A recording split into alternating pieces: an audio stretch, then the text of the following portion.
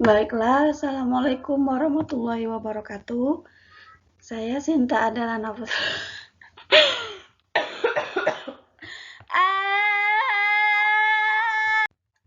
Assalamualaikum warahmatullahi wabarakatuh. Saya Sinta adalah Pratilopa dengan NIM A1D1119183 dari ruang R005 semester 4. Nah, di sini saya akan menjelaskan tentang pembelajaran membaca permulaan.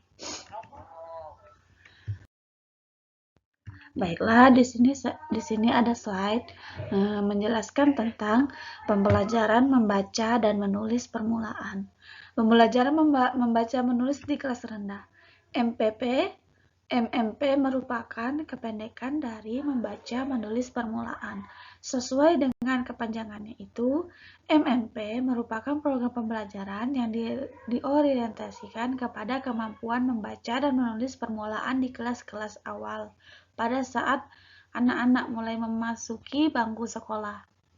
Pada tahap awal, anak memasuki bangku sekolah di kelas 1 sekolah dasar. MMP merupakan menu utama. Selanjutnya yaitu tujuan pembelajaran MMP. Kurikulum 2004 atau kurikulum berbasis kompetensi atau KBK merupakan kurikulum terkini yang digunakan di sekolah-sekolah sebagai pengganti atas kurikulum sebelumnya, yakni kurikulum 1954. Menyempurnakan kurikulum ini mengacu pada Undang-Undang Nomor 20 Tahun 2003 tentang Sistem Pendidikan Nasional dan peraturan pemerintah terkait yang mengamatkan adanya standar nasional pendidikan. Standar-standar dimaksud berkenaan dengan standar isi, proses, dan kompetensi lulusan serta penerapan kerangka dasar dan standar kurikulum oleh pemerintah.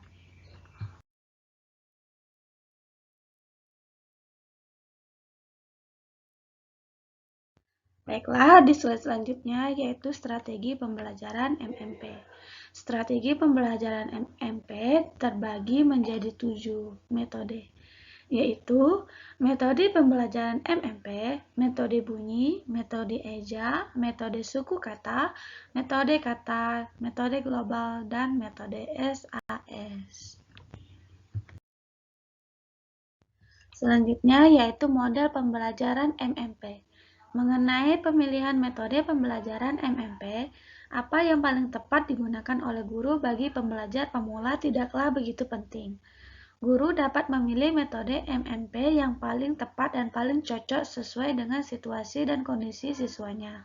Namun, penggunaan pendekatan CBSA atau cara belajar siswa aktif, pendekatan komunikatif integratif, dan CTL atau conceptual tracing dan learning hendaknya benar-benar dilaksanakan oleh setiap guru. Pelaksanaan kegiatan belajar mengajar MMP ini terbagi ke dalam 2 tahapan, yaitu pembelajaran tanpa buku dan pembelajaran dengan menggunakan buku. Selanjutnya yaitu langkah-langkah pembelajaran MMP tanpa buku. Pembelajaran membaca permulaan tanpa buku berlangsung pada awal-awal anak bersekolah pada minggu-minggu pertama mereka duduk di bangku sekolah. Hal ini dapat berlangsung kira-kira 8-10 minggu. Jika memungkinkan, tenggang waktu tersebut dapat dipersingkat lagi, sesuai dengan situasi dan kondisi setempat. Berikut ini adalah disajikan salah satu model alternatif pembelajaran membaca permulaan tanpa buku. Adapun langkah-langkahnya sebagai berikut. Nah, berikut adalah contoh percakapan ringan itu dapat dilukiskan seperti berikut ini. Selamat pagi anak-anak, selamat datang di sekolah ini. Selamat pagi ibu. Bu guru senang sekali bisa bertemu dengan anak-anak yang manis dan rapi-rapi. Yang duduk di depan ini siapa namamu? Gina, Bu. Wah, bagus sekali namanya. Di samping Gina siapa? Orin, Bu. Oh, Orin. Namanya seperti orang Jepang ya. Nah, tapi kita sudah berkenalan dengan Gina dan Orin. Bagaimana kalau sekarang kita berkenalan dulu dengan semuanya? Caranya begini. Kalau ibu menunjuk salah seorang dari kamu, kamu harus menyebutkan nama dan alamat rumah. Misalnya, ibu menunjuk Gina. Lalu, Gina harus memperkenalkan diri seperti ini. Dengarkan contoh dari ibu guru. Nama saya Gina. Saya tinggal di perumahan Margahaya Yuna nomor 78. Mari kita mulai ya. Lalu guru menunjuk Dudi. Nama saya Dudi. Saya tinggal di blok H nomor 2 dekat sekolah ini. Demikian seterusnya. Selanjutnya, pilihlah variasi-variasi kegiatan belajar mengajar berikut, yaitu 1. Menunjukkan gambar, 2. Menceritakan gambar, 3. Siswa bercerita dengan bahasa sendiri, 4. Memperkenalkan bentuk-bentuk huruf atau tulisan melalui bantuan gambar, 5. Membaca tulisan bergambar, 6. Membaca tulisan tanpa gambar, 7. Memperkenalkan huruf, suku kata, atau kalimat dengan bantuan kartu. Langkah-langkah pembelajaran MMP dengan menggunakan buku. Setelah Anda memastikan diri bahwa murid-murid Anda mengenal bentuk-bentuk tulisan dengan baik melalui pembelajaran membaca tanpa buku, langkah selanjutnya anak-anak mulai diperkenalkan dengan lambang-lambang tulis yang bercetak di dalam buku. Langkah awal yang paling penting di dalam pembelajaran MMP dengan buku adalah bagaimana menarik minat dan perhatian siswa agar mereka tertarik dengan buku atau bacaan dan mau belajar sendiri yang dilandasi motivasi intrinsik. Kondisi belajar terpaksa atau dipaksakan harus dihindari. Ada beberapa tawaran alternatif langkah pembelajaran MMP dengan menggunakan buku. Kegiatan pembelajaran pada fase ini merupakan tindak lanjut dari kegiatan awal, yakni pembelajaran MMP tanpa buku. Dengan demikian, diasumsikan anak-anak tidak berangkat dari kondisi nol. Selanjutnya yaitu ada tentang membaca buku pembelajaran atau buku paket, membaca bacaan susunan siswa atau kelompok atau perseorangan. Selanjutnya membaca bacaan susunan bersama guru siswa dan membaca buku dan majalah anak yang sudah dipilih. Selanjutnya yaitu penilaian dalam pembelajaran MMP. Evaluasi atau penilaian merupakan suatu proses pengumpulan, pengolahan, dan pemaknaan data atau informasi untuk menentukan kualitas sesuatu yang terkandung dalam data tersebut. Dalam kaitannya dengan pembelajaran, data atau informasi tersebut diperoleh melalui serangkaian kegiatan atau peristiwa yang terjadi. Di dalam pembelajaran kegiatan-kegiatan dimaksud berkaitan dengan apa yang dilakukan guru, apa yang terjadi di dalam kelas, dan apa yang dilakukan dan diperoleh siswa. Sekaitan dengan penilaian dalam pembelajaran MMP di kelas rendah sekolah dasar, penilaian itu tentunya harus bersesuai dengan tujuan dan hakikat pembelajaran bahasa Indonesia pada umumnya. Penilaian dimaksud berkenaan dengan penilaian terhadap proses dan penilaian terhadap hasil. Selanjutnya yaitu penilaian proses. Penilaian proses dilakukan selama proses pembelajaran berlangsung dalam kegiatan belajar mengajar. Dalam pembelajaran dimaksud, guru akan memperhatikan aktivitas, respon, kegiatan, minat, sikap, dan upaya-upaya siswa dalam mengikuti proses pembelajaran. Berdasarkan hal tersebut, perkembangan kemajuan belajar siswa akan diketahui. Selanjutnya ada penilaian hasil. Penilaian hasil dimaksudkan untuk menentukan pencapaian atau hasil belajar siswa. Alat penilaian yang digunakan bisa berupa tes maupun non-tes.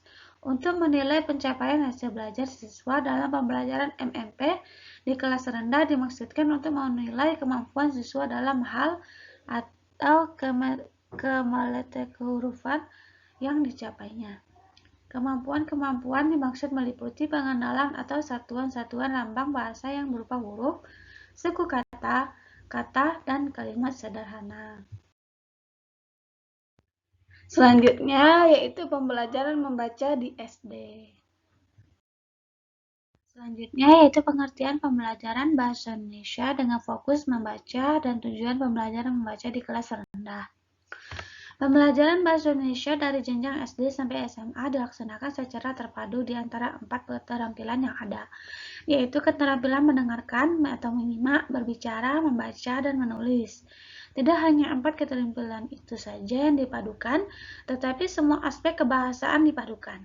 Misalnya pembelajaran struktur dipadukan dengan wacana. Artinya dalam pembelajaran struktur kalimat bahasa Indonesia, siswa diajak untuk menemukan sendiri dalam wacana yang sudah ditentukan oleh guru. Dengan demikian, pembelajaran struktur tersebut diajarkan melalui kalimat-kalimat yang lepas dari konteksnya, melainkan diajarkan melalui sebuah wacana. Adapun tujuan membaca di SD kelas rendah dapat ditentukan atau dicari guru melalui pemahaman kompetensi mata pelajaran bahasa dan sastra Indonesia.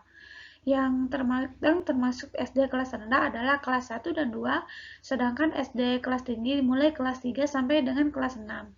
Di samping guru harus memahami kompetensi dasar apa yang akan dicapai dan dikembangkan dalam pembelajaran membaca yang tertera dalam kurikulum yang berlaku atau KTSP. Dia harus memahami teori pembaca yang berhubungan dengan jenis-jenis membaca dan tujuan membaca setiap jenis membaca tersebut. Pada umumnya, uraian tentang jenis membaca diikuti oleh tujuan dari setiap jenis membaca tersebut. Selanjutnya itu teori pembelajaran membaca. Selanjutnya itu jenis-jenis membaca. Membaca teknik. Pengajaran membaca teknik ini mencakup dua hal, yaitu pengajaran membaca dan pengajaran membacakan. Pengajaran membaca yang dimaksud yaitu aktivitas tersebut untuk keperluan siswa ini itu sendiri dan untuk pihak lain, misalnya guru atau kawan-kawan lainnya. Siswa membaca bertanggung jawab dalam hal lafal kata, lagu atau intonasi kalimat, serta kandungan isi yang akan di dalamnya pengaturan yang tergolong membacakan, yaitu si pembaca melakukan aktivitas tersebut lebih banyak ditunjukkan kepada orang lain. Pembaca bertanggung jawab atas lagu atau intonasi kalimat, lafal kata, kesenyapan, ketepatan ketekanan, suara, dan sebagainya. Membaca pustaka. Membaca pustaka itu sumbernya adalah buku-buku yang ada atau disediakan oleh perpustakaan. Untuk mengatasi keadaan yang tidak menguntungkan ini, terutama SD-SD yang ada di daerah-daerah, maka guru dapat menganjurkan di luar sekolah. Memang pekerjaan ini agak repot, sebab anak-anak usia sekolah dasar belum dapat dilepas begitu saja. Mereka masih perlu bimbingan, tuntunan, dan pengawasan. Selanjutnya yaitu membaca cepat. Membaca cepat bukan berarti jenis membaca yang ingin memperoleh jumlah bacaan atau halaman yang banyak dalam waktu singkat. Pembelajaran ini diberikan dengan tujuan agar siswa sekolah dasar dalam waktu yang singkat dapat membaca secara lancar dan dapat memahami isinya atau tepat dan cermat. Selanjutnya yaitu membaca indah atau estetika. Membaca indah sering disebut juga membaca emosional, dinamai demikian sebab menyangkut pada hal-hal yang berkaitan dengan keindahan atau estetika yang dapat menambah emosi atau perasaan dari pembaca atau pendengarnya. Di kelas 3 sekolah dasar pembelajaran membaca indah ini sudah dapat dimulai. Selanjutnya itu membaca dalam hati.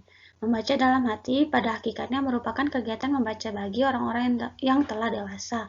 Rata-rata apabila orang sudah meninggalkan bangku sekolah, kebiasaan membaca yang mereka lakukan bukan lagi membaca nyaring atau membaca bersuara, tetapi jenis membaca dalam hati.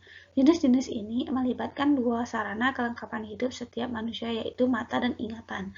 Selanjutnya membaca bahasa. Pembelajaran membaca bahasa ini mempunyai kesamaan dengan membaca dalam hati. Dalam hal tidak bersuaranya sewaktu aktivitas membaca itu dilaksanakan. Pelajaran ini sudah dapat diberikan di kelas 3 sekolah dasar. Tujuan yang akan dicapai dalam pembelajaran membaca bahasa adalah agar para siswa sekolah dasar semakin bertambah pengetahuannya tentang seluk-beluk bahasa Indonesia. Kemudian mereka itu bacaan tidak menjadi tujuan pokok.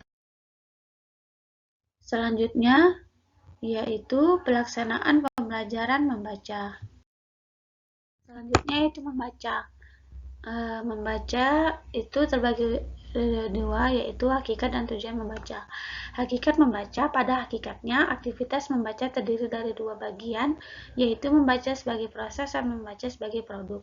Membaca sebagai proses mengacu pada aktivitas fisik dan mental, sedangkan membaca sebagai produk mengacu pada konsekuensi dari aktivitas yang dilakukan pada saat membaca. Selanjutnya itu tujuan membaca. Tujuan setiap membaca adalah memahami bacaan yang dibacanya. Dengan demikian, Pemahaman merupakan faktor yang amat penting dalam membaca. Pemahaman terhadap bacaan dapat dipandang sebagai suatu proses yang bergulir, terus-menerus, dan berkelanjutan.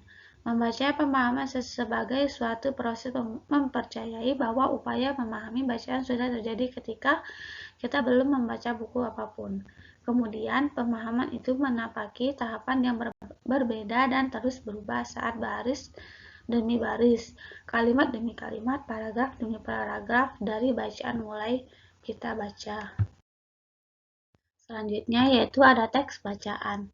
Teks bacaan sebagai bahan pembelajaran membaca sebaiknya memiliki karakteristik yang jelas sehingga cukup kaya bila digunakan sebagai latihan pengenalan kata sampai pada strategi-strategi membaca.